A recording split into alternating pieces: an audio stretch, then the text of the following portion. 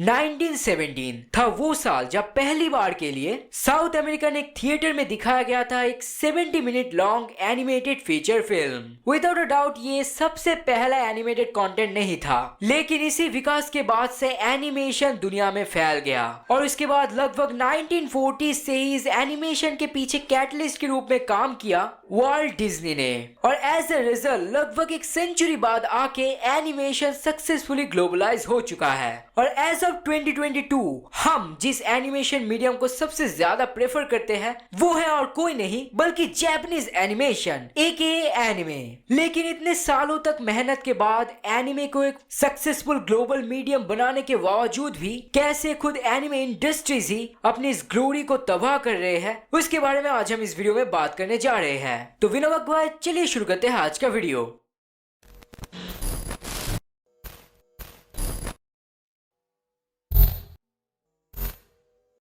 Anime का main marketing धीरे धीरे शुरू हो गया था लगभग 90s से ही, लेकिन लास्ट डेकेड स्पेशली लास्ट 4-5 सालों में एनिमे मीडियम जितने बदलाव के अंदर से गया है उसे हम कह सकते हैं रिवोल्यूशनरी। और मैंने क्यों कहा रिवोल्यूशनरी, वो जानने के लिए आपको वीडियो को पूरी तरह से देखना पड़ेगा। लेकिन इन रिवोल्यूशंस को लाने में इंडस्ट्रीज में लास्ट कपल ऑफ ईयर्स किया है बहुत सारे मिसकंडक्शंस, और ये चीज धीरे धीरे जापानीज एनिमे इंडस्ट्रीज को बैकस्टैप कर रहा है। किसी भी टीवी कंटेंट को पॉपुलर बनाने के लिए उनको ग्लोबलाइज करना पड़ता है। इसी कॉमन सेंस को यूज करके एनिमे बन चुका है अब एक ग्लोबल मीडिया। लेकिन दुनिया में कुछ भी परफेक्ट नहीं होता, सब कुछ का ही एक प्रोज और कॉन्स रहता है, और एनिमे के साथ भी बिल्कुल सेम हुआ। मेनली लास्ट डेकेड में एनिमे को पॉपुलर और ग्लोबलाइज करने के लिए जापानीज इंडस्ट्रीज ने अपने एनिमे को पॉपुलर और इंटरनेशनल ब्रॉडकास्टर ओटीटी प्लेटफॉर्म्स को बेच दिया था। मतलब ये किसी भी तरह से एक खराब या फिर बुरा स्टेप नहीं है। मतलब जरा इंडिया को ही देखो,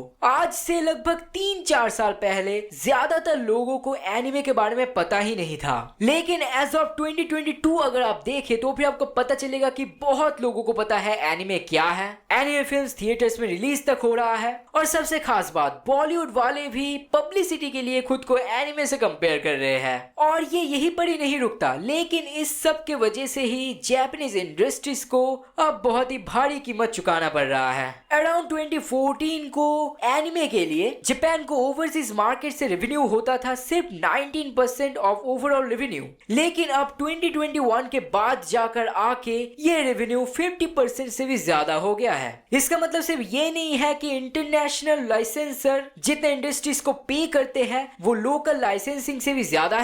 ये रिपोर्ट ये भी दर्शाता है कि कैसे जापान ओवरसीज कंज्यूमर्स के ऊपर हेवीली डिपेंडेंट हो रहे हैं, और ये हेवी डिपेंडेंसी अगर ऐसे ही चलता रहा तो फिर इन फ्यूचर कहना मुश्किल है कि कैसे जापानीज इंडस्ट्रीज अपने एनिमे को एग्जीक्यूट करेंगे। एनिमे को ग्लोबलाइज करने के रास्ते में अगर आपको सिर्फ लगता है कि यही एक बाधा है तो फिर आप गलत है, क्योंकि उनके सामने सबसे बड़ा कांटा है चाइना। कुछ साल आगे के बारे में अगर हम सोचे तो फिर ये कहना मुश्किल है कि क्या तब चाइना एनिमेशंस बनाते थे भी या नहीं। मेनली चाइना तब जापान के मांगा और एनिमे को लाइसेंसिंग करके अपने ऑडियंस के अंदर वो स्प्रेड करते थे, लेकिन किसे पता था कि ये बस एक उनके इंटरेस्ट का ही एक हिस्सा था। अगर आप अब इंटरनेट में देखेंगे तो आपको पता चलेगा कि कैसे लोकल टेरिटोरीज में एनिमे अवेलेबल करने से पहले चाइना उन्हें हेवीली सेंसर कर देते हैं, जिसके बारे में मैंने ऑलरेडी एक वीडियो बनाकर रखा है। अगर आप इंटरेस्टेड हो तो फिर चेक कर सकते हो। इसके अलावा भी बहुत सारे एनिमे चाइना अपने कंट्री में बैन कर देते हैं, जिससे ये साफ ही हो जाता है कि चाइना किसी भी तरह से एनिमे को कभी भी सपोर्ट नहीं कर रहे थे, बल्कि उन्होंने एनिमे को बहुत अच्छे से यूज किया अपने फायदे के लिए। कह सकते हैं कि जापानीज एनिमेशन को देखकर चाइना ने अपने डोंगहुआस को और भी ज्यादा इंप्रूव किया है, और इन एनिमेशंस के काम के लिए चाइना हायर करते हैं जापान के एनिमेटर्स को। और चाइनीज वीडियो गेम्स कंपनी जो कि गाचा गेम्स को बनाते हैं वो मोस्टली एनिमेशन और वॉइस एक्टिंग का काम जापान से ही करवाते हैं, और ऐसे ही वो लोग अपने डोंगहुआ और गेम्स को बेटर करते जा रहे हैं जापानीज सोर्स को अपना के। ऐसे काम के लिए चाइनीज गेम डेवलपर मिहोयो योस्टारी सबसे सामने आ जाता है, और ये तो आपको ऑलरेडी पता ही है कि बहुत सारे Chinese animation studio branch Japan में भी है, जहां से वो लोग आसानी से एनिमे बना सकते हैं चाइना के लिए। और ये बात तो सच है ही कि जैसे चाइना आगे बढ़ रहा है उनका प्रोडक्शन क्वालिटी और भी बेहतर बनता जा रहा है, और सिर्फ चाइना ही नहीं, ओवरसीज प्लेटफॉर्म्स और ओटीटी प्लेटफॉर्म्स ने भी एनिमे के ऊपर अपना हाथ बढ़ाया है। अगर आप ध्यान से सोचे तो आपको समझ में आएगा कि विदाउट ओटीटी प्लेटफॉर्म्स अब आप किसी भी तरह से लीगली एनिमे जापान के बाहर देख नहीं सकते। लोग चाहे तो ब्लूरेज या फिर डीवीडीज खरीद सकते हैं, लेकिन वो सबके लिए अफोर्डेबल नहीं होता। ऑन द अदर हैंड हमें पहले यही लगा था कि ओटीटी प्लेटफॉर्म्स धीरे धीरे एनिमे को स्प्रेड करेंगे, जिससे कि हम जो जापान में नहीं रहते वो लीगली एनिमे को सपोर्ट कर पाएंगे और एंजॉय भी कर पाएंगे। लेकिन केस हुआ थोड़ा सा उल्टा। ये बात तो कॉमन सेंस है कि ओवर द इयर्स एनिमे का डिमांड इतना ज्यादा बढ़ता गया है कि इसका लाइसेंसिंग का प्राइस भी बहुत ही ज्यादा बढ़ गया है। इसलिए पहले के मुकाबले एनिमे आज बहुत ही ज्यादा बनते हैं और क्रंची रोल ने बेसिकली इस चीज को अपने एडवांटेज के लिए यूज किया।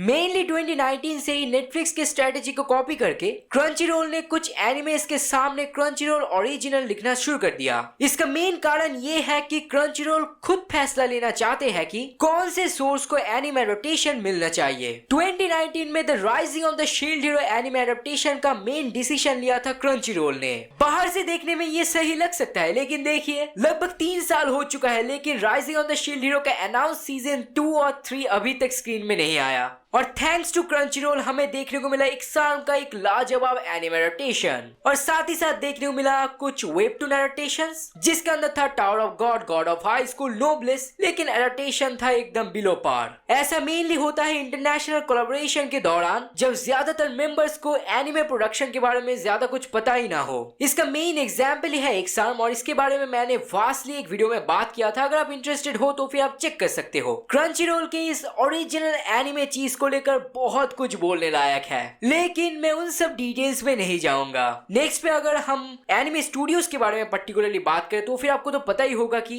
इन एनिमे एनिमेटर्स को कितना स्ट्रगल फेस करना पड़ता है। मतलब ये बात तो सबको पता ही है कि इनको कितने बुरी तरह से पे किया जाता है, लेकिन उसके बदले सारा दिन एनिमेटिंग करना पड़ता है। मतलब लास्ट ईयर मापा के साथ बिल्कुल ऐसा ही कुछ हुआ था। मापा ने लास्ट ईयर बहुत सारे एनिमे प्रोजेक्ट्स को एक्सेप्ट कर लिया था, और एज ए रिजल्ट बहुत सारे एनिमेटर्स को बहुत ज्यादा स्ट्रगल करना पड़ा था बस एनिमे को डेडलाइन के अंदर फिनिश करने के लिए। इससे एक बहुत ही इंटरेस्टिंग बात मेरे दिमाग में आया कि एनिमे जैसे जैसे ग्लोबलाइज हो रहा है, एनिमे का डिमांड और भी ज्यादा बढ़ रहा है, और एनिमेटिंग करने के लिए जापान बाहर से टैलेंट्स को रिक्रूट कर रहे हैं, और एनिमे से इंस्पायर होकर बहुत सारे इंडियन एनिमे फैंस भी एनिमेशन सीख रहे हैं। लेकिन इनको टैलेंट शोकेस करने के लिए हायर नहीं किया जाता। मोस्ट केसेस में इनको हायर किया जाता है एनिमे को डेडलाइन के अंदर फिनिश करने के लिए। और बस इतना ही नहीं, प्रोडक्शन कॉस्ट को कम करने के लिए वो लोग कुछ ऐसे यंग एनिमेटर्स को हायर कर रहे हैं जिनके सोशल मीडिया के बायो में सिर्फ एनिमेटर लिखा है, और एनिमे जैसे हार्ड प्रोडक्शन में जाके इन यंग एनिमेटर्स का कोई भी नर्चर नहीं होता, और दिन के आखिर में ये सारे टैलेंट्स वेस्ट हो जाता है। लेकिन इन सब केसेस में नेटफ्लिक्स बहुत ही आगे है, लेकिन फेमस नहीं, काइंड इनफेमस, क्योंकि वो लोग जो करते हैं उसे हम क्लिकबेट कह सकते हैं। 2017 में रिलीज हुआ था नेटफ्लिक्स ओरिजिनल एनिमे कैसलवेनिया, जो कि बहुत ही ज्यादा पॉपुलर हुआ था। लेकिन नेटफ्लिक्स ने इससे कुछ चीज सीखा। पहली बात, वीडियो गेम एडेप्टेशन मार्केट के लिए एकदम कमाल का है, और दूसरी बात, चाहे कैसा भी एनिमेशन क्यों ना हो, 3D हो, 2D हो, या फिर कार्टूनिशी क्यों ना हो, अगर सामने नेटफ्लिक्स ओरिजिनल एनिमे लिख दो तो फिर वो मार्केट में बहुत ही अच्छी तरह से काम आता है। और as a result in future हमें बहुत कुछ देखने को मिला जो कि एनिमे है ही नहीं, लेकिन वो लोग कहते हैं कि ये एनिमे है। नोटेबल एग्जांपल्स है blood of Zeus, trace, the विचर, और भी कई सारे।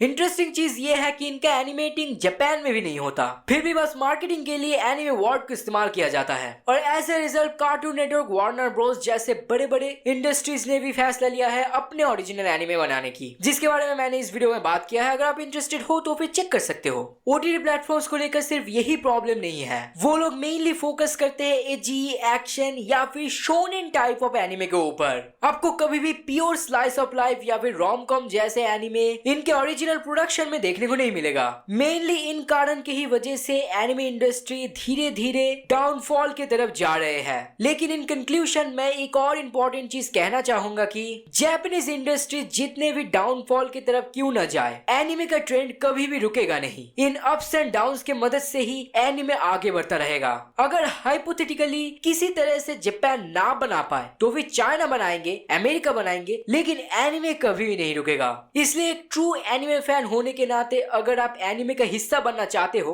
तो फिर सिर्फ इसी वजह से जापान में जाना या फिर जापानीज सीखना और मोस्ट इम्पोर्टेंटली एनिमेटर बनने की कोई जरूरत है नहीं। मैंने बहुत सारे इंडियन यूट्यूबर्स को देखा है कि वो लोग एनिमे के लिए लोगों को इनकरेज करते हैं एनिमेटर बनने के लिए, लेकिन ये बस एक ऑप्टिमिस्टिक सोच है। एनिमे फैन हो इसलिए एनिमेशन सीख रहे हो, इससे फ्यूचर रिस्क में आ सकता है। इसलिए आखिर में बस यही कहूंगा कि मैं भी कोई प्रोफेशनल नहीं हूँ, ना कि वो यूट्यूबर्स है, लेकिन अगर ऐसे किसी फील्ड में काम करना चाहते हो जो अनजानी है तो फिर पहले किसी भी प्रोफेशनल से एडवाइस ले लो। तो गाइस यही था आज का वीडियो। आपको पता ही होगा कि ये वीडियो थोड़ा अलग था मेरे रेगुलर टॉपिक से, लेकिन इन फ्यूचर मैं ऐसे ही वीडियो ज्यादातर बनाऊंगा। और अगर आपको ऐसे किसी टॉपिक के बारे में जानना है तो फिर हमें नीचे बता सकते हो, हम उसके ऊपर वीडियो बनाने की कोशिश करेंगे। और इन सारे सिचुएशंस के बारे में आपका कमेंट भी हमें नीचे बता दीजिए। ऐसे तरह तरह के वीडियोस के लिए हमारे साथ ऐसे ही बने रहिए। तो आज बस इतना ही, मिलते हैं आगे एक और नए वीडियो के साथ।